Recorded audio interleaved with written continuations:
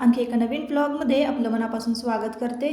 तुम्हाला आजचा दिवस सुखाचा, आनंदी आणि आरोग्यदायी जावो. तुम्ही जी काही स्वप्न पाहिली असतील ती सगळी स्वप्न तुमची पूर्ण होत. त्याचबरोबर शुभ सकाळ सर्वांना. सकाळ सकाळची वेळ आहे आणि ना पावसाची रिमझिम चालू होती.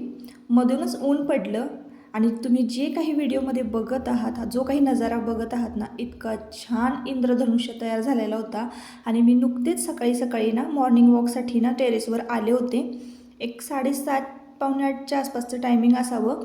आणि शनिवार असल्यामुळं ना आज काही मुलांना म्हणजे सुट्टीच मारली होती. त्याच्यामुळं काही जास्त गडबड नव्हती आणि उठले होते लवकर. तर चला म्हटलं थोडंसं फिरून येऊया टेरेसवर, कारण खाली तर चिखल झालं आहे, खाली नाही फिरता येत.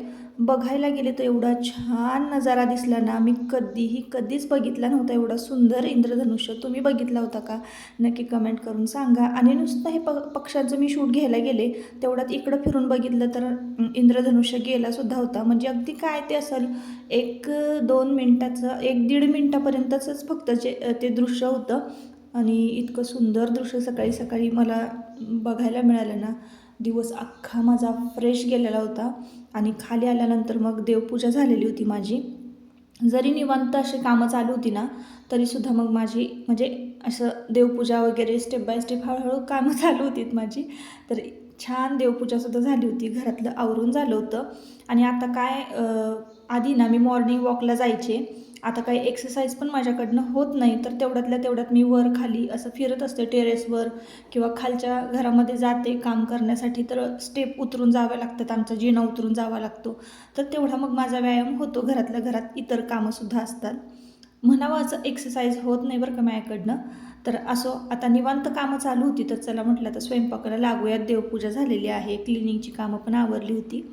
आणि चपाती लाटायला गेले मी, म्हणजे लाटून ठेवल्या होत्या. सध्या की नाही आता गॅसची परिस्थिती तुम्हाला माहिती आहे की 40 दिवसानंतरच आपल्याला गॅस नोंदवावा लागतो आहे.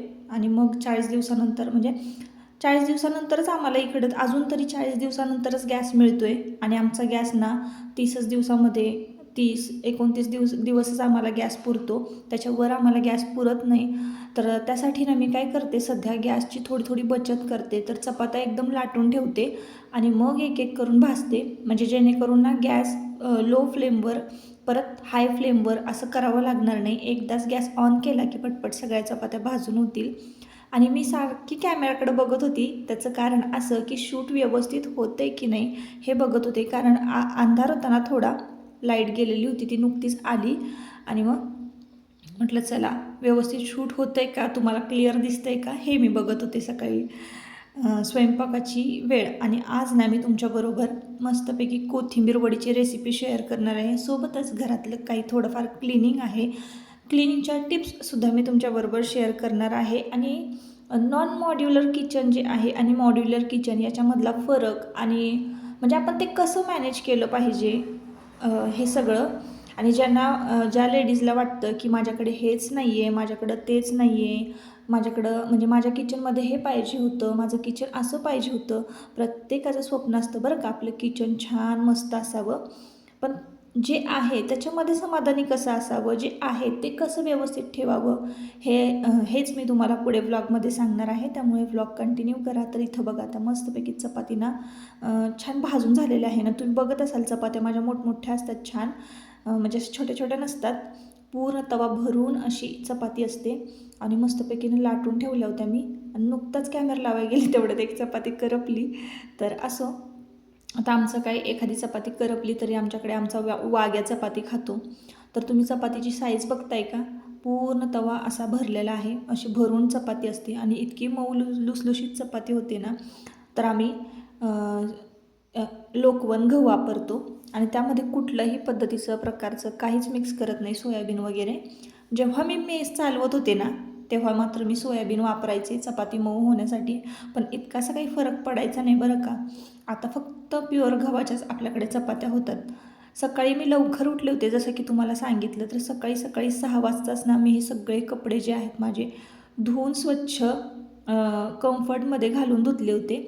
आणि लगेचच वाळतसुद्धा घातले होते. आता वारं तुम्हाला दिसतंय बघा, कपडे हलत आहेत. तर ना ऊन नाही जरी पडलं ना, हलकंसं ऊन पडलं तरी वाऱ्यानं हलून हलून कपडे इतके छान वाळतात ना. तर आता काही कंटिन्यू पाऊसच चालू होता. एक मला वाटतंय 6-7 तारखेपासून पाऊस ना थोडासा उघडलेला आहे आमच्याकडं. आणि आता आखाडाला सुरुवात होईल, म्हणजे आषाढ महिना लागेल अमावस्येनंतर. तर त्याआधी ना थोडासा पाऊस उघडतोच बरं का. आणि मग त्यानंतर पेरणीला घात मिळते. म्हणजे आता पेरण्या व्हायच्या त्या अजून आमच्या. तर आता पेरणी करून घेणार आहे आम्ही. चांगला पाऊस उघडलेला आहे. तर चला आता हे कपडे सगळे वाळलेले आहेत ना. हे टायमिंग जे होतं ना 10:30च्या आसपासचं हे टायमिंग होतं. आणि माझे सगळे कपडे ना वाळलेसुद्धा होते. तर माझेच कपडे तुम्हाला इथं दिसत असतील, कारण म्हणजे पाऊस खूप होता आणि मी यांचेच फक्त घरातल्या सगळ्यांचे कपडे धुवत होते. माझे कपडे फक्त तसेच मी भरून ठेवले होते. मस्तपैकी कम्फर्ट वगैरे टाकून धुवून स्वच्छ आता मी कपाटामध्ये व्यवस्थित घड्या घालून ठेवणार आहे. साड्यांचं कलेक्शन दाखवलं ना माझं, त्यावेळेस मी कपाटसुद्धा माझं आवरून ठेवलं होतं.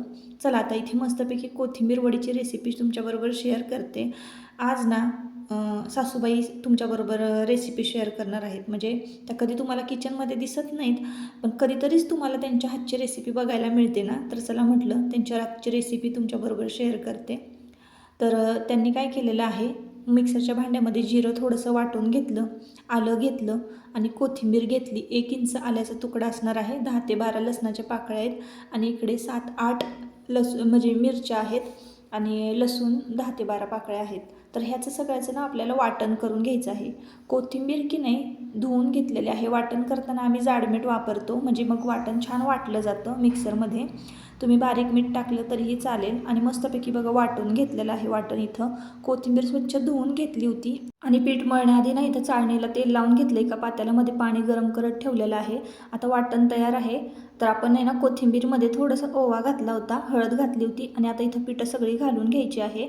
आणि पिठांचा अंदाज कसा घ्यायचा, तर मळत कारण कोथिंबीरीला पाणी असतं, तर कसं छान मळत घ्यायचं आणि मग किती पाणी बसतंय त्या पद्धतीनं आपण बघायचं आहे.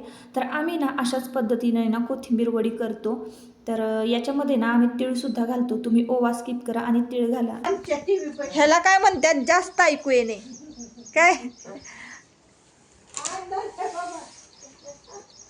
आमच्या आयुषला नेहमी जास्त ऐकू येतं. जास्त तिळाची पिशवी म्हणले की म्हणतोय केळाची. हा, केळ दिसतात का तुला घरामध्ये? आयुषच्या पायाला लागलं होतं, जखम झाली होती आणि बरेच दिवस झालं तो घरीच आहे, सुट्टी मारली आहे त्याने. तर त्याला एखादं काम सांगितलं ना त्याला मग असं म्हणजे खाण्याचंच आठवतं. आता तुम्हाला तर माहिती आहे रेसलिंग करतो तो, तालमीत आहे, त्याच्यामुळं त्याला भूक खूप लागते. मग असे छान छान पदार्थ म्हणजे फळांची नावं त्याला सुचतात. त्याला म्हटलं तिळाची पिशवी दे, तर त्यांनी केळाची पिशवी ऐकलं. असो, आता तीळ घातलेले आहेत याच्यामध्ये चमचाभर आणि थोडंसं पाणी घेतलेलं आहे सासूबाईंनी हातावर आणि छान पीठ मळून घेतलं. मस्त असं त्याचा रोल करायचा आहे. थोडंसं घट्ट मळायचं आहे. पातळ जर तुम्ही मळलं तर त्याचा रोल होणार नाही. त्याच्यामुळं थोडंसं घट्ट मळायचं आहे, छान रोल करून घ्यायचं आहे.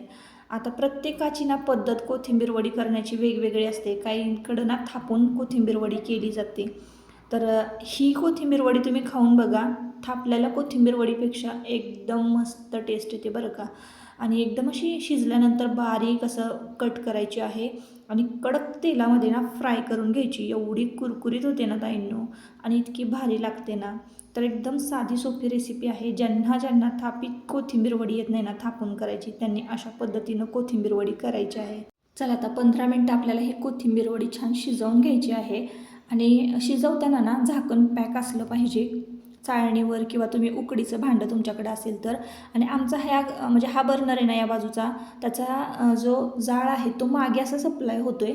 त्याच्यामुळं हे बर्नर इकडचं एक बिघडलेलं आहे. त्याच्यामुळं ना मी 2 दिवस झालं गॅस स्वच्छ नाही केला. आणि काल रात्रीच ना मस्तपैकी बटाटा वडा केला होता, त्याचे डाग तुम्हाला गॅसवर दिसत असतील. 15 मिनटं झालेले आहे आणि अशा पद्धतीनं ना सुरी खोचून बघायची. जर पीठ चिटकलं नाही ना सुरीला तर समजायचं, आणि हाताला सुद्धा बोटाला, तर समजायचं आपली कोथिंबीर वडी शिजलेली आहे. आणि मस्तपैकी काढायची. तुम्ही तशीचही खाऊ शकता किंवा तळूनही खाऊ शकता. तळूनच मला आवडते, इतकी छान लागते. तर म्हटलं चला आता तरी मी दुपारच्या जेवणाला कोरडीच खाणार होते. आमची जेवणं वगैरे झालेले आहेत आणि मी आता ताटं वगैरे सगळं गोळा करून घेते. आजी बाबा की नाही गोळ्या खाऊन झोपलेले आहेत आणि मुलांची कामं म्हणजे करत आहेत इकडं. आता म्हणायला गेलं ना तर जेवणानंतर दुपारच्या वेळेत ना माझ्याकडे खूप सारी कामं असतात करण्यासारखी. एकतर मला स्टिचिंग पण करायचं असतं, साड्या पिकोफॉल करायच्या असतात. एका ताईंनी सांगितलं होतं की साड्या पिकोफॉल करताना व्हिडिओ शूट करा, शेअर करा. माझ्या लक्षातच राहत नाही. आणि तुम्ही म्हणता की ब्लाऊजचं स्टिचिंग आणि कटिंग दाखवा.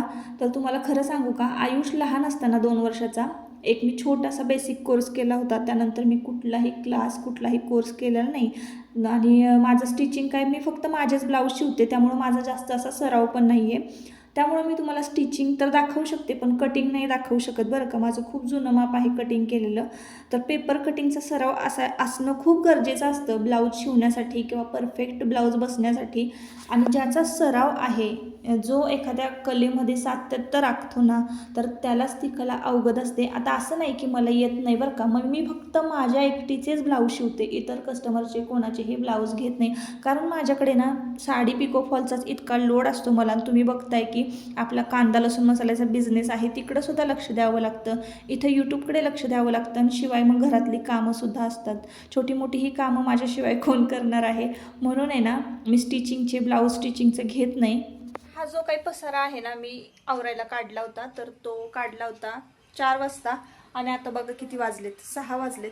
तर तुमच्याबरोबर पण कधी कधी असं होतं का मला सांगा. तर शेजारच्या ताई येऊन बसल्या होत्या घरी, आणि म्हणजे आता कोणी आलं ना की आपल्याला कसं चहा पाणी आपण करतो, त्या जर बसल्या गप्पा मारायला तर त्यांच्याशीच गप्पा मारत बसतो, असं होतं ना कधी कधी. तर माझ्याबरोबर पण असं कधी कधी होतं की खरंच आपण काम काढलंय बाबा करायला, आणि करताच येत नाही ते, घरी कोणीतरी येऊन बसले.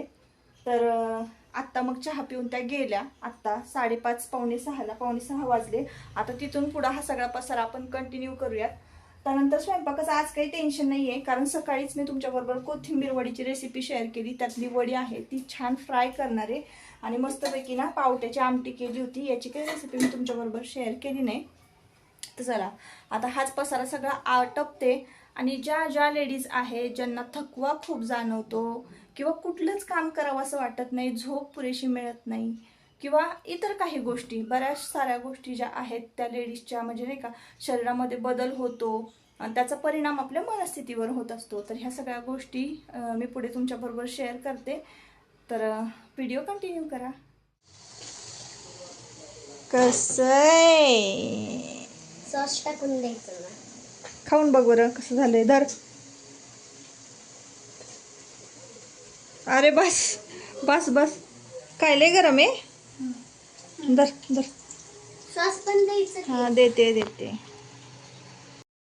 6:30 पावणे 7 वाजले होते, आणि मुलांनी की नाही सकाळी काही एवढं व्यवस्थित जेवण केलं नव्हतं, आणि आज की नाही त्यांना संध्याकाळी एवढ्या लवकर भूक लागली होती ना, तर 8-8:30 वाजले होते.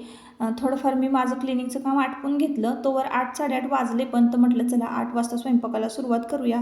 काहीच जरी करायचं नसलं ना, फक्त भाजी जरी शिल्लक असली तरी भात करायचा असतो आपल्याला, चपात्या लाटायच्या असतात पीठ मळून, वडी तळायची होती मला. आणि त्याचबरोबर ना सकाळी सकाळी मी टिफिनला आज ना देवांशला मस्तपैकी बटाट्याचा पराठा करून दिला होता. त्यातलं ना बटाटा शिल्लक होता, तर त्याच्या फ्रेंच फ्राईज करून दिल्या होत्या.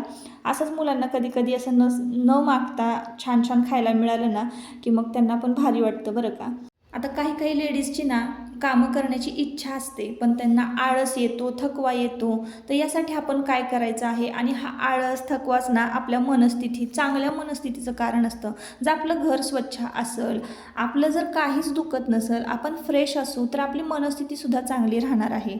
तर यासाठी की नाही आपण खूप खूप हलकं घेतो, तो म्हणजे दिवसाची आपली सुरुवात आणि आपला आहार, ह्या गोष्टी आपण खूप हलक्या घेतो, हो की नाही. पण हेच ना खरं मेन कारण असतं बरं का आपल्या आरोग्याचं, आपल्या आनंदी राहण्याचं.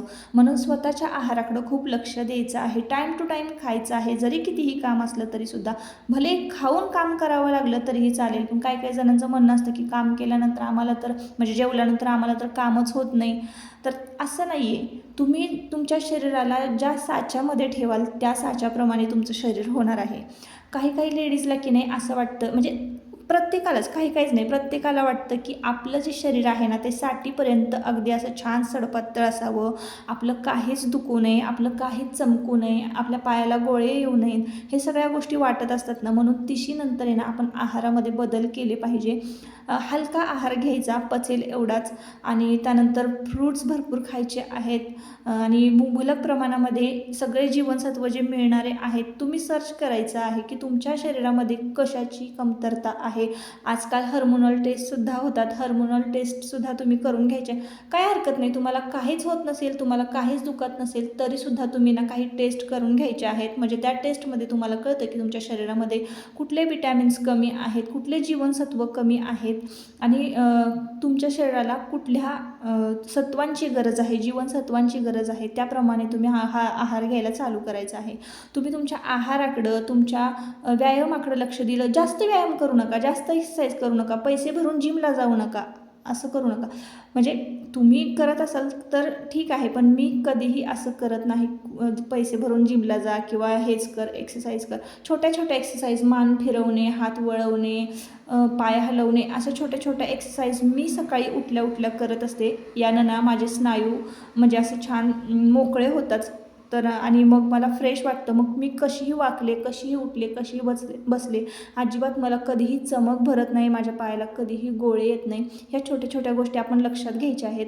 आणि जेव्हा आपलं शरीर फ्रेश असेल, आपल्याला थकवा येणार नाही, तेव्हा आपल्याला सगळीच कामं करू वाटणार आणि आपण सगळी कामं केली, आपलं घर नीटनेटकं असलं तर आपली मनस्थितीसुद्धा सुधारणार आहे. इतक्या सगळ्या गोष्टी सोप्या असतात. तर असो आता आपल्या कामाकडे वळूया. तर मी तुमच्याशी बोलता बोलता सगळी भांडी क्लीन करून स्वच्छ करून घेतली. खालचा जो खण होता तो स्वच्छ पुसून घेतला आणि त्याच्यामध्ये ना कोरडं झाल्यानंतर एक ओढणी अंतरलेली आहे. पाटा मी घेतलेला होता ना तो त्या कोपऱ्यामध्ये लावून ठेवला.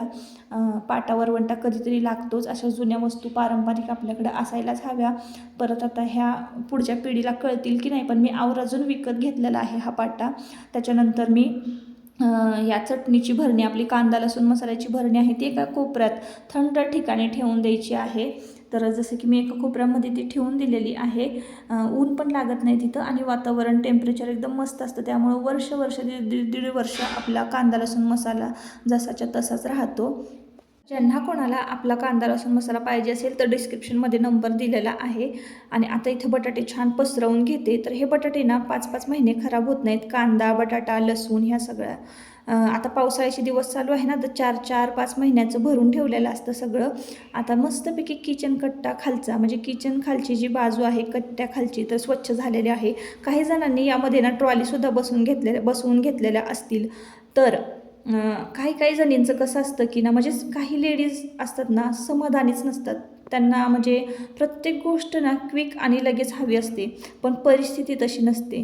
तर कसं असतं ना, आपण जशी आपली परिस्थिती आहे त्याप्रमाणे आपण जर राहिलो आणि बदल हळूहळू होतातच. आधी पैसा जमवावा लागतो, मग आपल्याकडे बदल होतात. जोपर्यंत आपल्या हातात पैसा येत नाही तोपर्यंत आपल्या राहणीमानामध्ये किंवा इतर गोष्टींमध्ये बदल होत नाही. पण तोपर्यंत समाधानी कसं राहायचं, तर बघा ताईंनो, आपलं जसं पण किचन आहे ते व्यवस्थित आणि स्वच्छ असणं गरजेचं आहे. मग ते कसं का असेना, आता तुम्ही मॉड्युलर जरी किचन ठेवलं तरीसुद्धा ते तुम्हाला स्वच्छ करावंच लागणार आहे. मग नॉन मॉड्युलर आहे तोपर्यंत आपण असं नीटनेटकं ठेवूयात. मग हळूहळू पैसे आलेत की आपलं किचन हळूहळू आपण बदलूयात. हा समज आपण जर ठेवला ना, तर आपलं कधीही म्हणजे कुठल्याच गोष्टीची आपली चिडचिड होणार नाही. आपण समाधानी राहणार आहोत आणि समाधानी राहून हळूहळू कसे दिवस बदलायचे याचा आपण नेहमी विचार करायचा आहे. तर चला, आता रात्रीचे वाजलेले आहेत 1:30 आणि तुमच्या दादांची मी वाट बघत बसले होते. तुमचे दादा ना बाहेर गेले होते कामानिमित्त, ते येईपर्यंत तर मी त्यांची वाट बघतच बसते. मग काय करणार, तर स्वच्छता करून घेतली. आजच्या व्हिडिओमध्ये ना आपल्याकडे जे काही आहे त्यात आपण कसं समाधानी राहायचं आणि आपलं घर आणि एकंदरीत सगळं मल्टीटास्किंग असतं लेडीजसाठी, तर ते कसं मॅनेज करायचं हे आपण या व्हिडिओमधून शिकलेलो आहोत. परत आता पुन्हा भेटूया नवीन एका ब्लॉगमध्ये. या व्हिडिओचा इथंच शेवट करते. चला, बाय बाय.